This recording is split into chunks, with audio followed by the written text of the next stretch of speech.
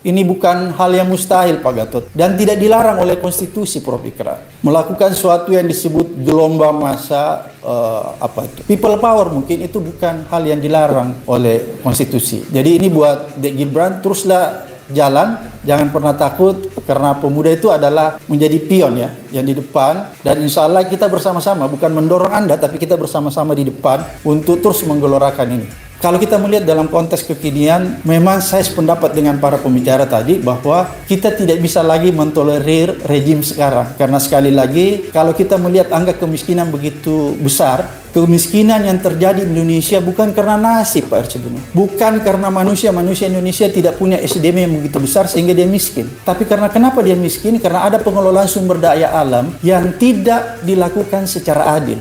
Dek Gibran, silahkan maju terus, kita akan dukung sepenuhnya bahwa kita tidak bisa membiarkan rejim ini untuk melangsungkan atau melanggengkan pemerintahan ini. Karena kalau kita membiarkan, itu sama dengan artinya kita bunuh diri.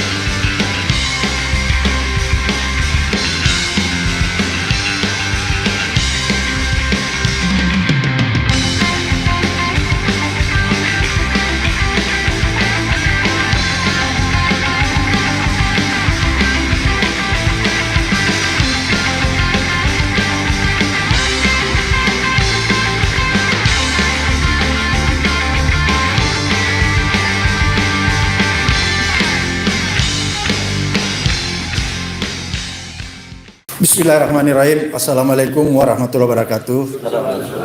Terima kasih para senior-senior yang ada di sini, para pembicara, Pak Arcebino. Saya ingin kembali sedikit ke belakang karena adik-adik mahasiswa saya lihat butuh informasi ini dan butuh dorongan ini. Seperti tadi yang sudah disampaikan Pak Ikra, tahun 66 itu adalah sebuah gerakan yang menumbangkan Orde Baru. Kemudian dicoba di tahun 74, teman-teman kita Pak Hariman lewat malaria.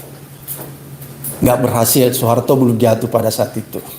Ingin menumbangkan Orde Baru. Tahun 1988, saya di situ ada dan saya mencoba. Tahun 88 ada dua isu yang kita pakai pada saat itu. Kenaikan BBM dan pemberlakuan Undang-Undang 14 tentang lalu lintas. Alhamdulillah gerakan itu berhasil menangkap saya dan memenjarakan saya 1 hari di Kodim Makassar. Dulu namanya Pak Gatot, itu kalau di lapangan itu yang paling serem kita hadapi garnisun. Jadi belum ada polisi dulu, garnisun yang paling berbahaya. Jadi sempat 1-2 hari saya ditahan di situ tanpa proses pengadilan.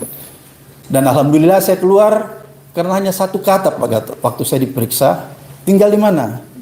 Saya bilang sama pemeriksanya, cerita ini ditahu sama Pak Muldoko karena peristiwa ini Pak Muldoko baru keluar dari Akabri, masih Letnan 2 atau Letnan 1 pada saat itu. Ya, dia kebetulan bertugas di Makassar, bertugas di Garnisun. Ada yang menarik, waktu saya diperiksa hari terakhir sama prajurit ya yang periksa kita. Pak Abraham tinggal, Abraham tinggal di mana? Kebetulan pada saat itu saya aktivis mahasiswa di UNAS, saya bekas ketua senat. Hanya 1 kata yang saya jawab pada saat itu Pak Gatot. Saya tinggal di Jalan Cendrawasih. Jalan Cendrawasih itu kalau di Makassar mungkin Bung Arcebino tahu, itu kompleks militer. Kebetulan bapak saya tentara Pak, tapi bukan tentara dari Akmil, Akabri seperti Pak Gatot. Bapak saya ini tentara 45, tentara zaman dulu. Jadi tinggal di kawasan militer di Jalan Cendrawasih. Jadi ketika saya jawab sama pemerintah, saya tinggal di Jalan Cendrawasih, saya dipanggil. Kamu jangan bohong. Itu kan kompleks militer. Kalau kamu bohong, nggak lama saya tinju kamu, saya masukkan kamu di kolam. Ada kolam yang paling besar di luar. Tapi setelah dikonfirmasi betul saya tinggal di sana dan akhirnya saya dilepas Pak Gatot pada saat itu. Walaupun saya kena pukulan, udahlah benjol-benjol. Tapi saya bisa belajar dari situasi itu. Itu tahun 88. Kemudian gelombang itu terulang lagi tahun 98 dan berhasil menumbangkan rejim Orde Baru Soeharto. Tahun 2019 kemarin adik-adik mahasiswa ingin mencoba lewat revisi undang-undang KPK ya, reformasi di korupsi, karena dilihat di situ sudah ada kesewenang-wenangan Jokowi ya. Dilihat Jokowi sudah berubah menjadi pemerintahan yang sangat otoriter, tapi lagi-lagi adik mahasiswa pada saat itu, Dek Gibran belum berhasil ya pada saat itu. Mudah-mudahan insya Allah tahun 2023-2024 saya tetap mendorong Anda untuk terus Anda melakukan gerakan-gerakan perubahan, dan saya pikir ini bukan hal yang mustahil Pak Gatot, dan tidak dilarang oleh konstitusi Prof. Ikrar. Melakukan sesuatu yang disebut gelombang massa people power, mungkin itu bukan hal yang dilarang oleh konstitusi. Jadi ini buat Dek Gibran, teruslah jalan, jangan pernah takut, karena pemuda itu adalah menjadi pion ya, yang di depan. Dan insya Allah kita bersama-sama, bukan mendorong Anda, tapi kita bersama-sama di depan untuk terus menggelorakan ini. Itu yang pertama. Kemudian yang kedua, menarik tadi Pak Jenderal. Saya ini tiba-tiba ingat peristiwa yang tadi Anda katakan, ada benturan peradaban. Kalau kita lihat Huntington, antara Reog dan Barongsai. Ketika saya jadi ketua KPK, saya diundang yang namanya MICC Malaysia. Ya, Malaysia Anti Corruption Committee. 4 hari saya berada di sana. Hari keempat saya dijadwalkan ketemu Najib yang Perdana Menteri yang sekarang ditangkap. Ada sesuatu yang menarik. Selama ini saya selalu bertanya-tanya, apa kelebihan Malaysia ini sehingga dia begitu cepat mengalahkan kita. Tahun 1987 ketika pertama kali saya baru masuk di Unhas, hampir sebagian besar itu mahasiswa Malaysia itu datang ke Unhas sekolah. Tahun 87, saya ingat tahun 87 Malaysia belum ada apa-apanya. Bayangkan Unhas yang ada di Indonesia Timur itu masih dituju Prof. Ikrar. Belum lagi kita bicara misalnya UGM, UI, itu menjadi yang sangat diidolakan di Malaysia. Maksud saya di Unhas saja mereka tuju, itu tahun 87. Kemudian saya berpikir kok dalam tempo yang waktu tidak terlalu lama, mulai tahun 2000-an itu sebaliknya. Kita berbondong-bondong ke Malaysia. Kita udah tertinggal jauh.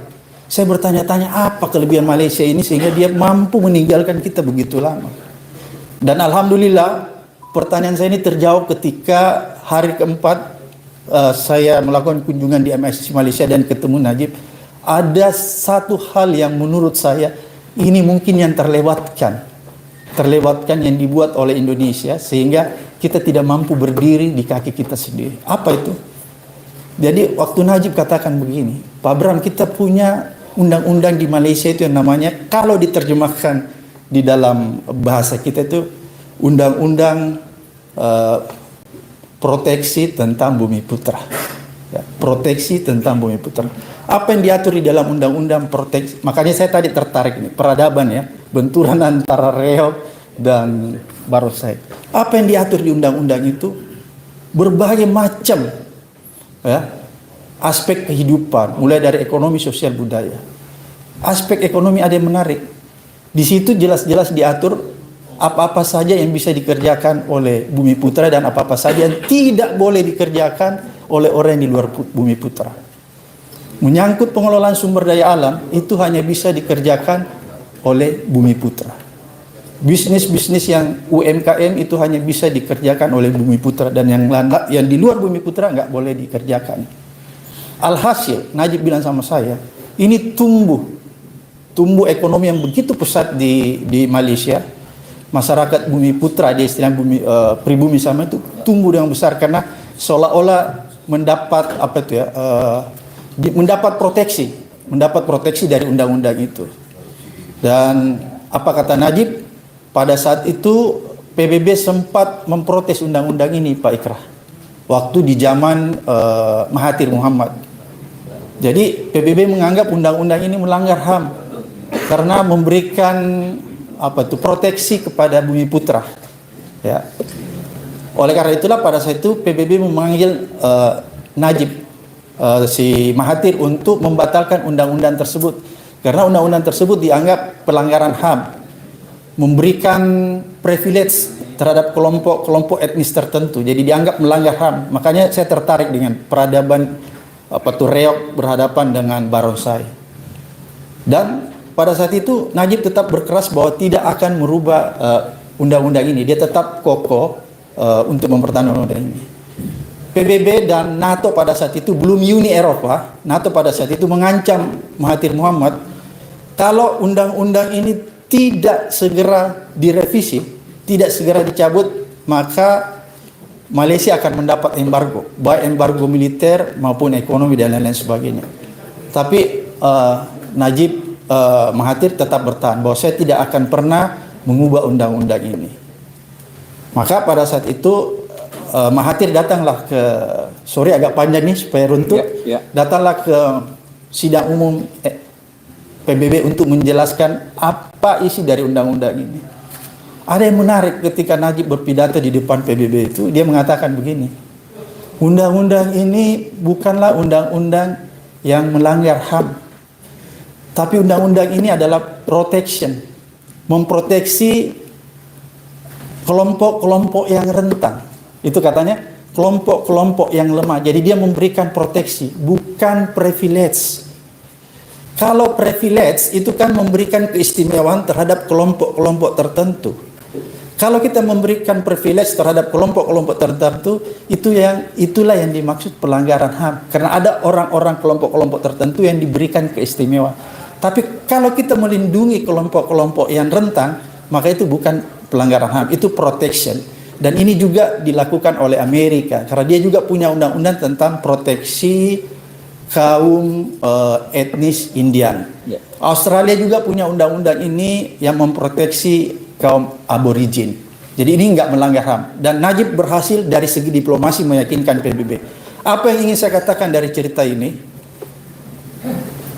Kita mempersingkat cerita ini. Najib katakan sama saya, tahu nggak Pak Bram, apa hasil dari undang-undang ini? Kalau negara sedang mengalami tekanan ekonomi, krisis ekonomi, maka saya akan memanggil 50 orang terkaya di Malaysia, dia bilang.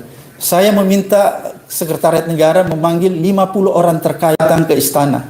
Kemudian 50 orang terkaya ini saya meminta untuk membantu agar perekonomian negara kita bisa dipulihkan. Alhasil apa yang terjadi? Ke 50 orang yang datang ke istana itu, kalau dilihat dari urutan sampai 50, siapa konglomerat sesungguhnya yang ada di sana, Pak Arsono? Dari 1 sampai 50, semua orang pribumi asli Malaysia. Nanti di 51, 52 ke bawah itu ada keturunan India, Pakistan, dan Cina. Dan tahu nggak, Najib berkata sama saya apa pada saat itu? Pak Bram, kira-kira kalau di negara Pak Abraham, kalau misalnya terjadi krisis ekonomi, dan Presiden memanggil 50 orang terkaya, maka siapa yang akan datang di 50 orang terkaya Indonesia? Dia langsung menjawab sendiri. 1 sampai 50, maaf, ini bukan rasis. 1 sampai 50 itu adalah konglomerat oligarki keturunan. Nanti di 51 ke bawah baru muncullah orang yang bernama Hairul Tanjung, Abu Rizal Bakri, Yusuf Kala, dan seterusnya. Jadi ini menggambarkan bahwa betapa hebatnya Malaysia itu membuat satu undang-undang sehingga dia bisa memberikan perlindungan kepada Bumi Putra, sehingga Bumi Putra itu menjadi kuat di sana. Ini saya coba mengulas lebih jauh undang-undang ini karena tadi Pak Jenderal menyebutkan bahwa ya kita salah, mungkin kemungkinan itu salah mengamandemen Undang-Undang 45 kemarin. Oleh karena itulah menurut saya ini yang harus dikembalikan ya. Kalau kita melihat dalam konteks kekinian, memang saya sependapat dengan para pembicara tadi bahwa kita tidak bisa lagi mentolerir rejim sekarang. Karena sekali lagi, kalau kita melihat angka kemiskinan begitu besar, ya, kemiskinan yang terjadi di Indonesia bukan karena nasib, Pak Archibuno. Bukan karena manusia Indonesia tidak punya SDM yang begitu besar sehingga dia miskin.